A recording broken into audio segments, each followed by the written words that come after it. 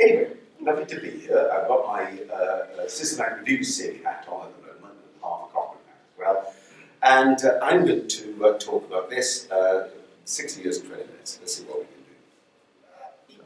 This is not a Mac. We noticed a little while ago that it had been, 60 odd years since people had started doing these wonderful single-dose analgesic trials, which many of us cut our teeth on. And one of the things that's been interesting about it for us, maybe, but then we're a bit pointy-headed in this regard, is the fact that the people who set these up in the beginning, the Beechers, the Hoods, the Wallensteins, and others, did a damn good job because, in the last 60 years, people have taken these trials apart, tried to make them better, and they keep coming back to the fact that actually the trials work extremely well. So the basics was established right at the beginning.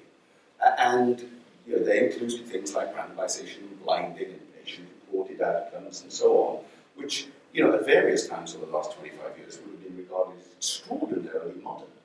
I mean, these days when people talk about the importance of patient-reported outcomes, some of us scratch our head and wonder what they're talking about because we've been doing it for 60 years. Anyway, the point is that the trials have been revalidated on any number of occasions. We've had a look at it, we've published this in Pain, and you can please go and have a look and read it. Because I'm not going to talk about 60 years. I'm going to try and use this talk really to say where we go into the future, because it's actually directly related to many of the points that Dan has raised. But it talks to the methodology of what we can do in evidence, looking at evidence and how we look at it in the future. Anybody here been to Ireland? Yeah, it's lovely, isn't it? I love Ireland. There's this apocryphal story told about this couple in a car getting lost in the wilderness that much of Ireland is, and stopping a local and saying, how do I get to Dublin? And he says, well, sure, he says, if I wanted to go to Dublin, I wouldn't start from here. And that's what evidence, frankly, is all about very often. And, you've got what you've got. So the important thing that you need to know when you're talking about evidence are two things. You need to know both the direction that you're going and also how far away it is. And you can see here a really rather nice signpost, which is very useful in that regard. However, the issue of magnitude and direction is really fundamental to how we do anything in evidence, and particularly in acute pain. And what you see here on the left-hand side is some data which I put together just a few days ago on the up-to-date knowledge on ibuprofen 400 milligrams versus placebo. That's called a Labbe plot.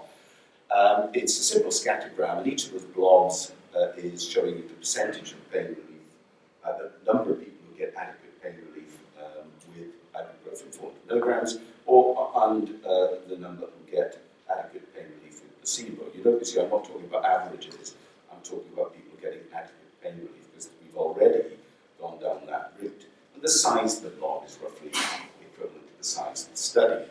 And you can see, and I don't have a pointer, but you can see that there are some dots right up at the top, and there are some dots right at the bottom, and yet all these trials are as like as peas in a pod.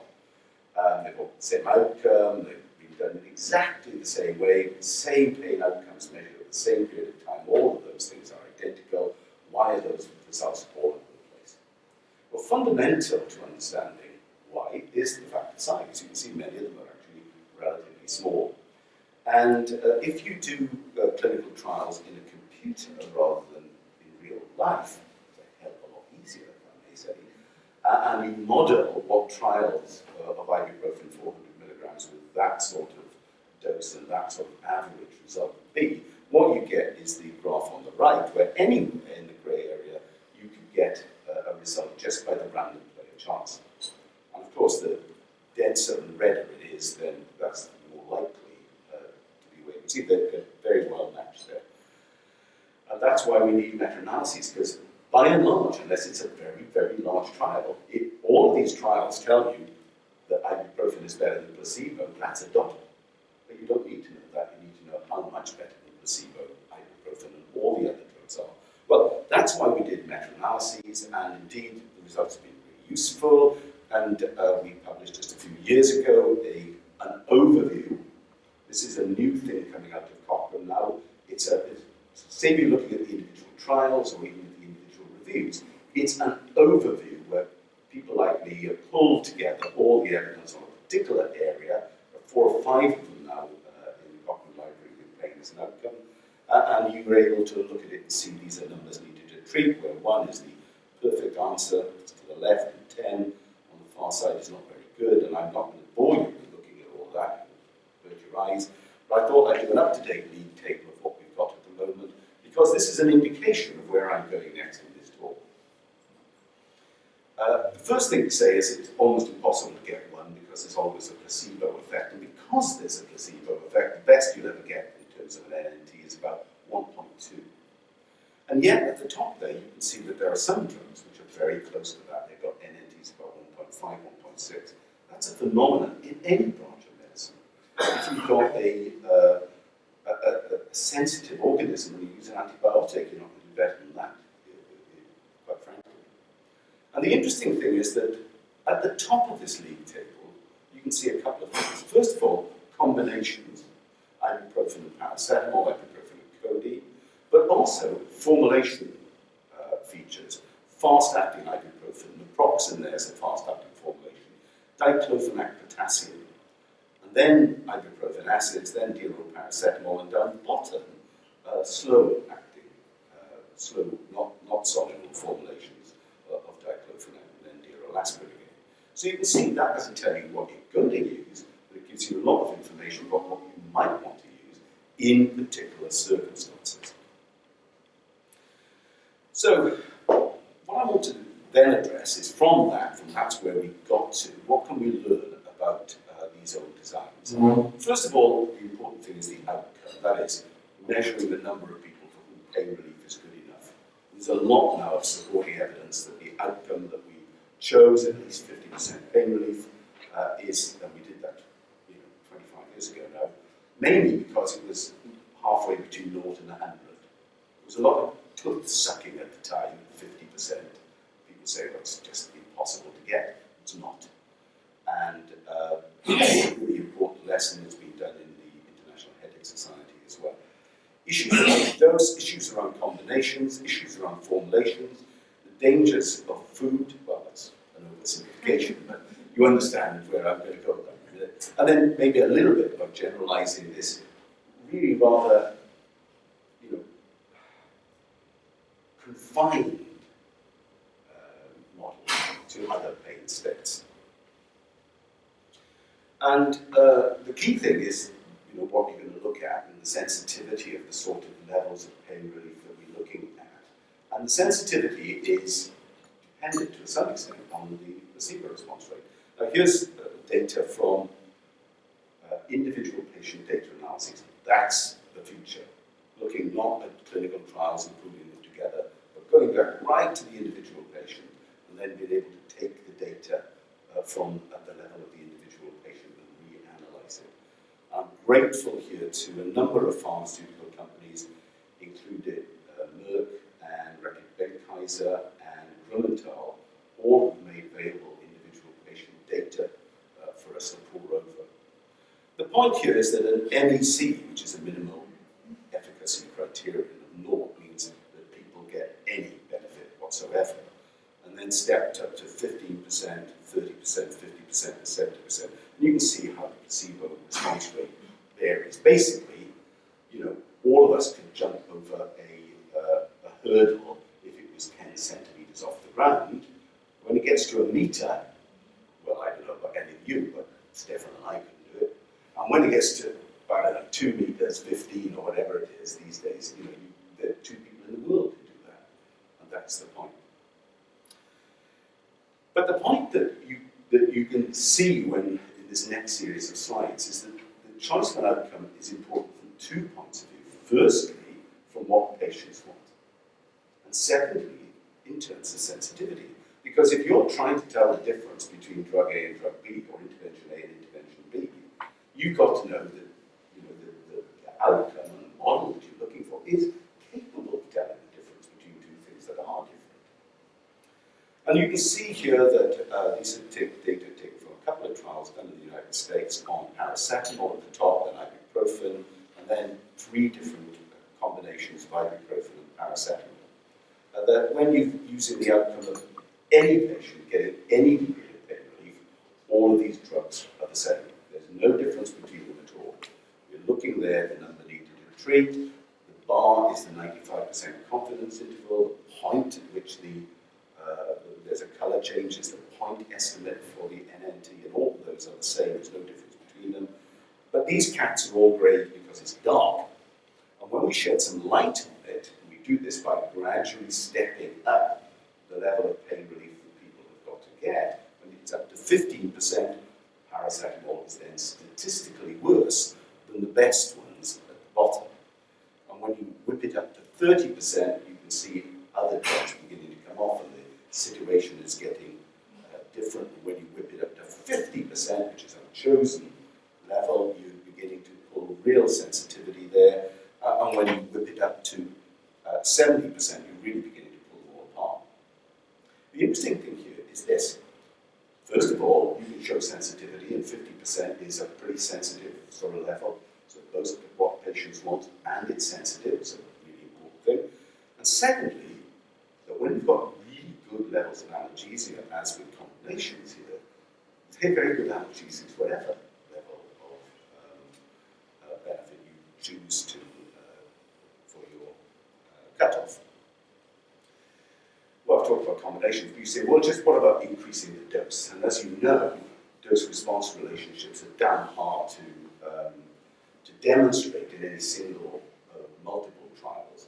And one of the things that Henry McQuay and I did was to look at this from the point of view of the trials that are in the Cochrane Library, all of them perfectly good, which are looking at different doses of aspirin on the left-hand side, ibuprofen in the middle, and then paracetamol on the right. And for example, for ibuprofen, it's 400 versus 200, and aspirin and paracetamol, 1,000 versus 500. And again, you see in these lab A plots. And what you see is that by and large, doubling the dose increases by a small proportion the number of people who are getting good pain relief. Not by much.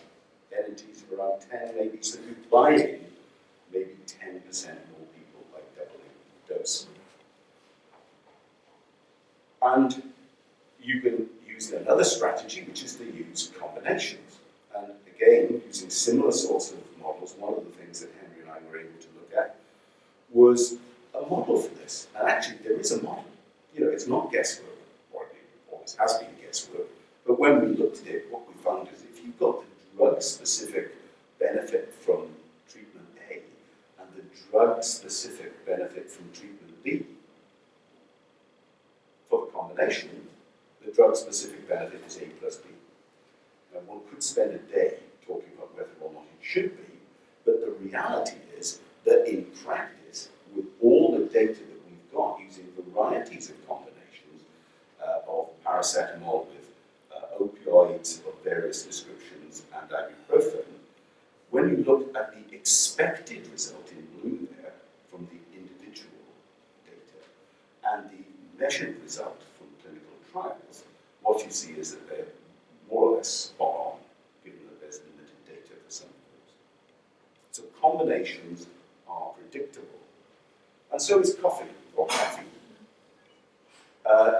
All of you know, I should imagine most of you know it anyway, back in the dim distant past, 30 years ago now, Gene Lasker published a paper in the New England Journal of Medicine saying that caffeine was great to add to analgesics. And he used data which was never published. It was from in-house clinical trials that the rest of us would never see. It was quite a difficult paper to understand as well. So again, we went back and looked at this in terms of what we had from the single-dose trials that have been done over the years. And what one finds is that adding caffeine gives you something really quite interesting. When it's about 70 or 80 or 100 milligrams or more in a dose, you're getting about 10% more people getting a good level of pain relief. So you can increase the dose. You can use combos, which you can add a lot to it, or you can add caffeine. But perhaps the most important thing that I can tell you about has been the issue of formulations in improving analgesic efficacy in these single-dose trials. And our interest was piqued when we looked at another Lasker paper, again, almost 30 years ago, in which what they had done in this rather nice PKBB model that they put was to compare at 1 hour what pain people had and the plasma concentration of ibuprofen at that time. And you can see that, with placebo, after an hour, most people had still got severe or moderate pain. But as the concentration of ibuprofen increases, the proportion of people with no or mild pain increases very dramatically. So that there is this link, as perhaps we should expect, between plasma concentration early and early good pain relief. That's an interesting fact that really wasn't picked up on. But we started to pick up on this a few years ago. And one of the things we did was to look at the old simple pharmacokinetics, looking at the time at which plasma concentrations peaked with different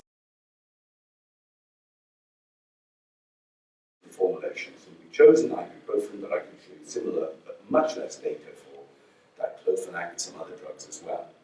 And the standard formulation of ibuprofen is as an acid, and you can see that that has a peak concentration roughly around about 90 to 120 minutes there at the top. And then there are various formulations to try and make it fast-acting. Sodium salt, lysine salt, and arginine salt, gelatin capsules, effervescent formulations or solutions. And you can see there that you're talking about 20 to 40 minutes. So this is very, very much faster than using ibuprofen acid.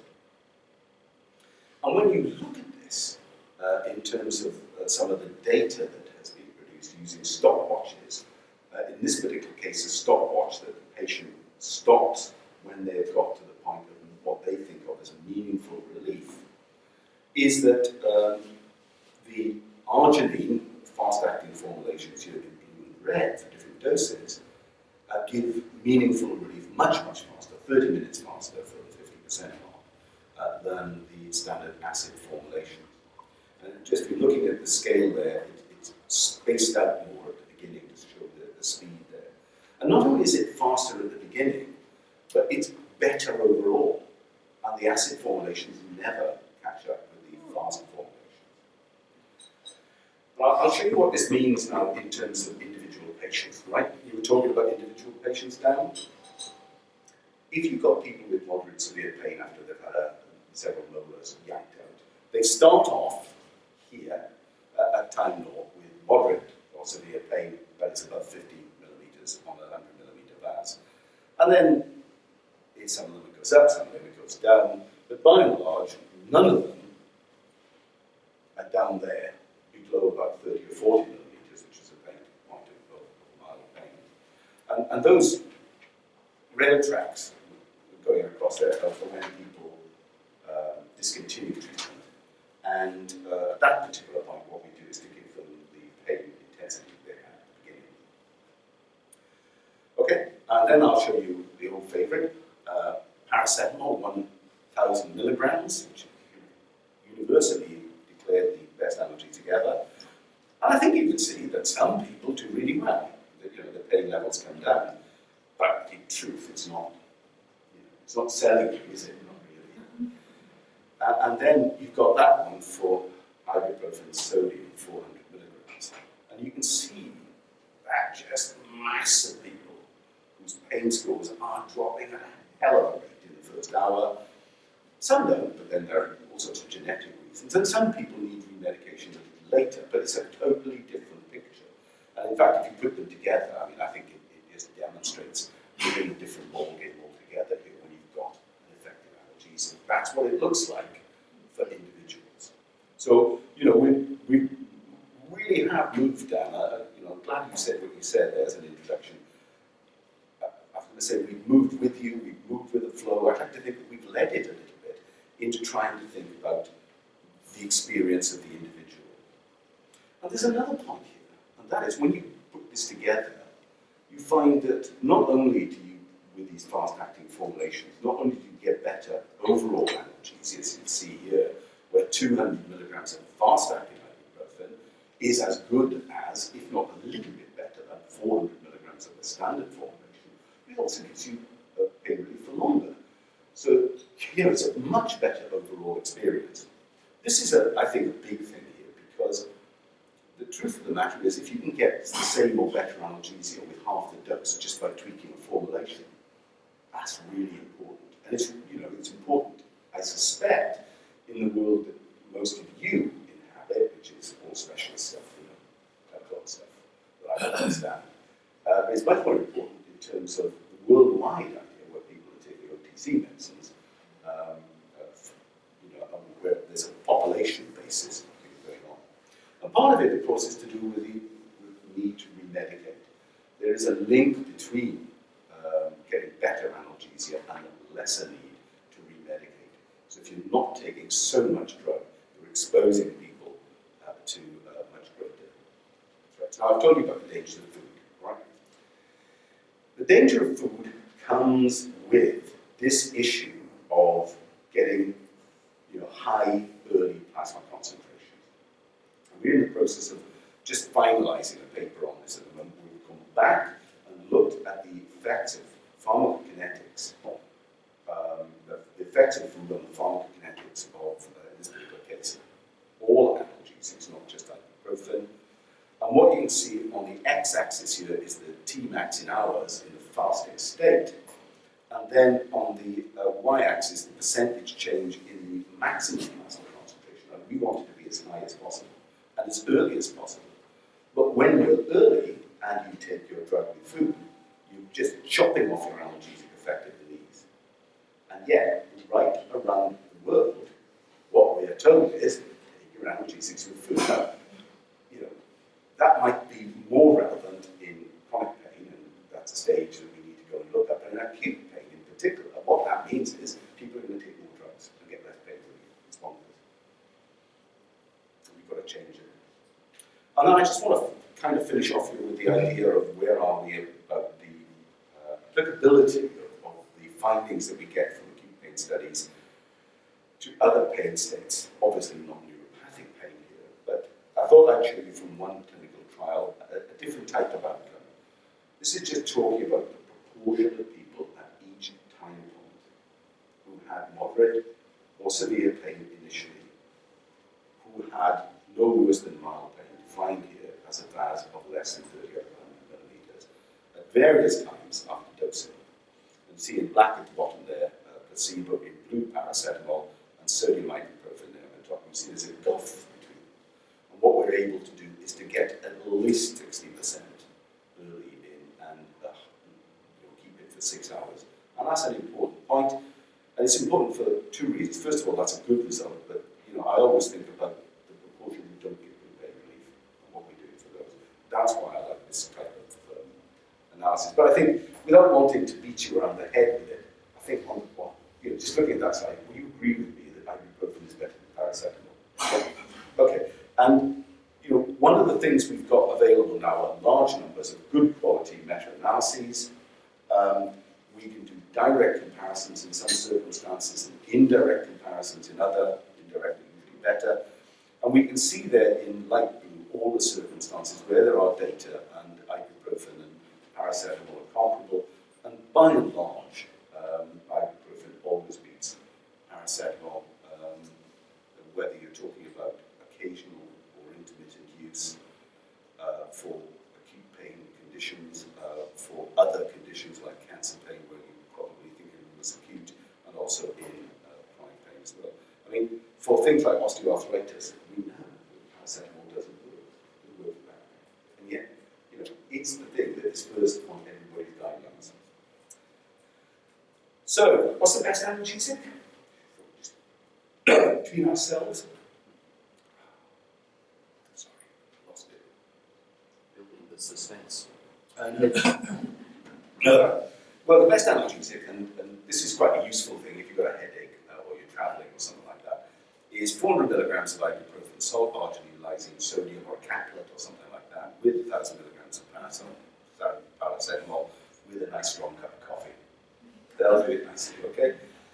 If I was making a new medicine, this is what it would be. I'd add a little bit of bicarbonate to improve the absorption of paracetamol, and I put it in a powder so that we can drink it down and get even more I say 400 and 1,000 because that's the best, but you know, by and large, I make do with 200 and 500 because I somehow think that's safer and they work almost just as well. So I think that it's provable that single-dose analgesic studies are as relevant today as they were 60 years ago, and that all of the work that's been done over the last 60 years is also relevant to us.